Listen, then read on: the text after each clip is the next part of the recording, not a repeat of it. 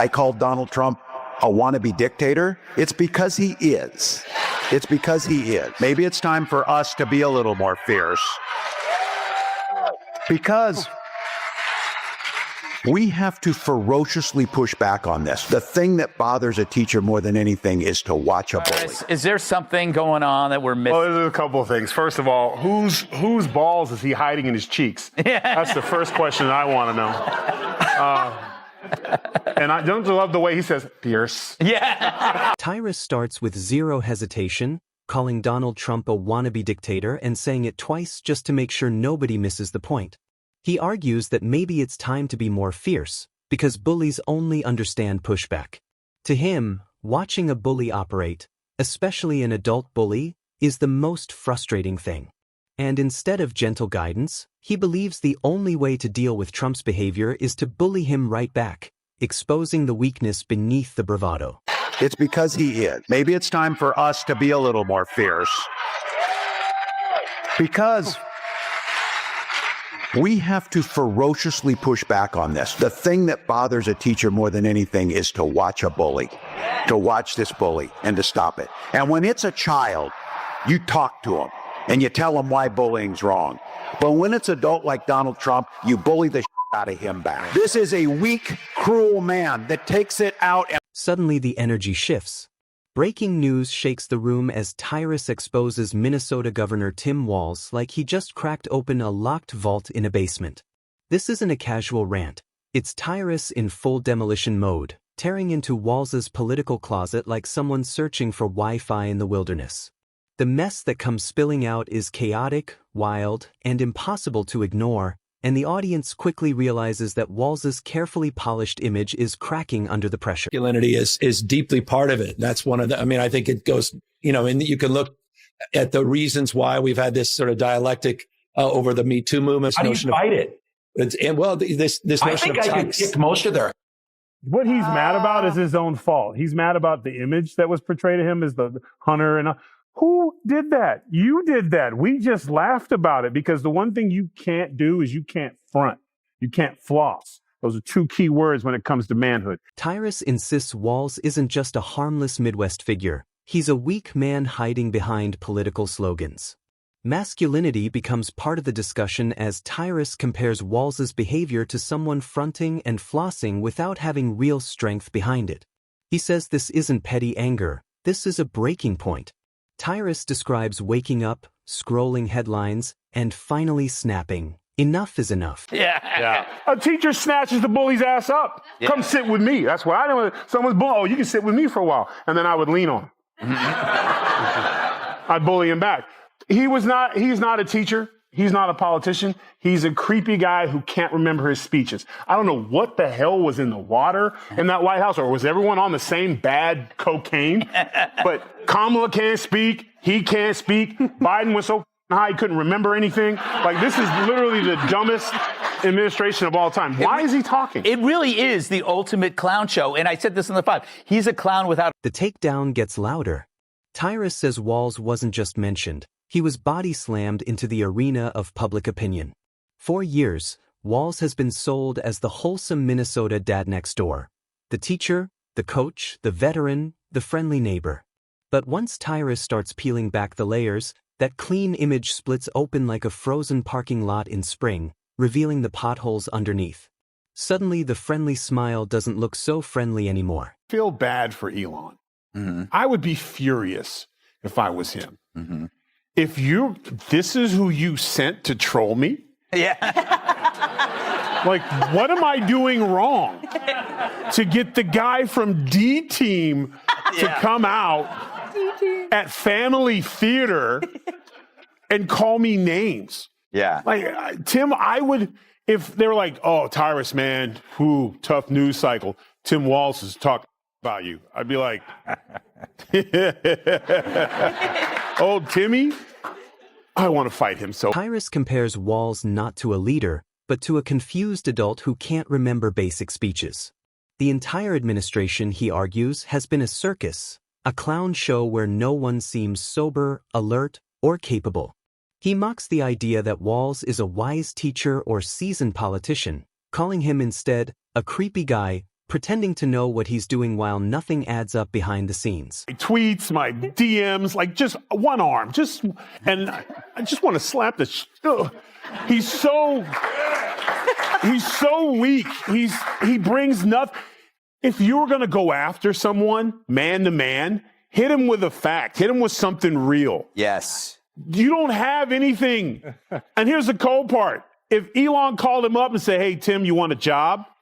He would take it. Because that's what spineless... He would, and when he was questioned, he was like, I was just holding him in account. You know, I respect him, and I'm so happy to be working for X. He is the worst player on their team, and they don't mind sending him out because They're trying to get him off the table. Yeah. They're putting him out early so he can't be a factor late.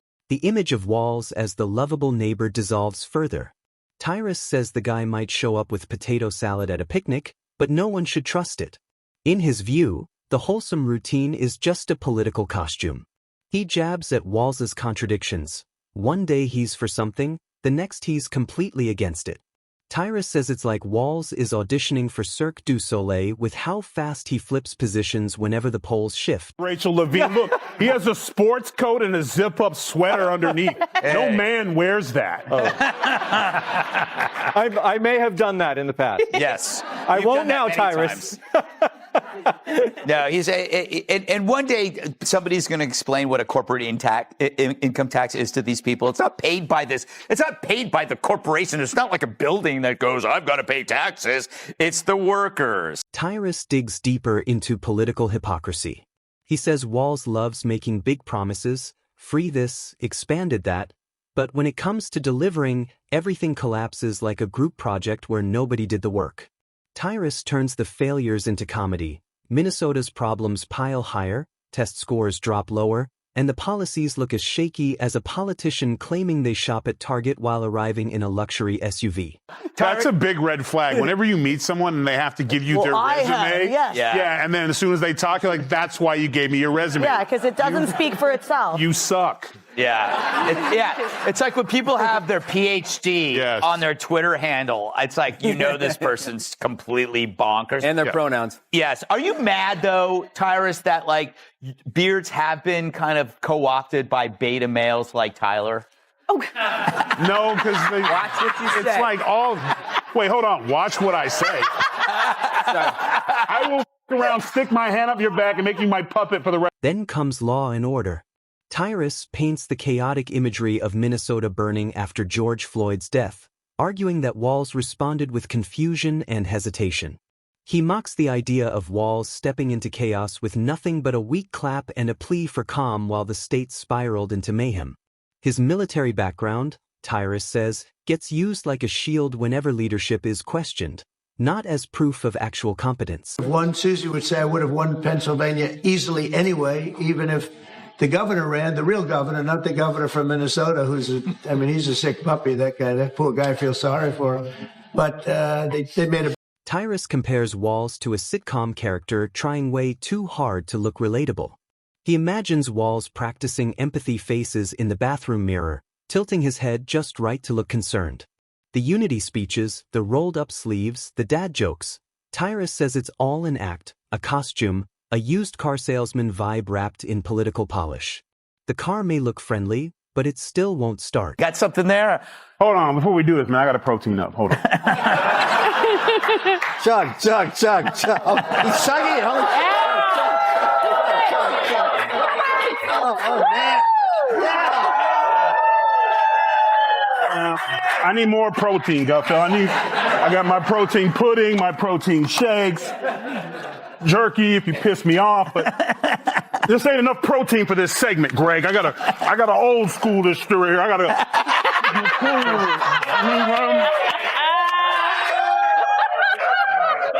Where'd you get? The contradictions keep stacking. Tyrus drags Walz's economic decisions, cracking jokes about taxes rising like unexpected bills sliding under your front door. He says Walz talks like a Hallmark hero but governs like someone winging the script halfway through the movie. Minnesota families feel the pinch, schools sink deeper into confusion, and Walz keeps insisting everything is perfectly under control. Gotta tell you, I can't wait to debate the guy.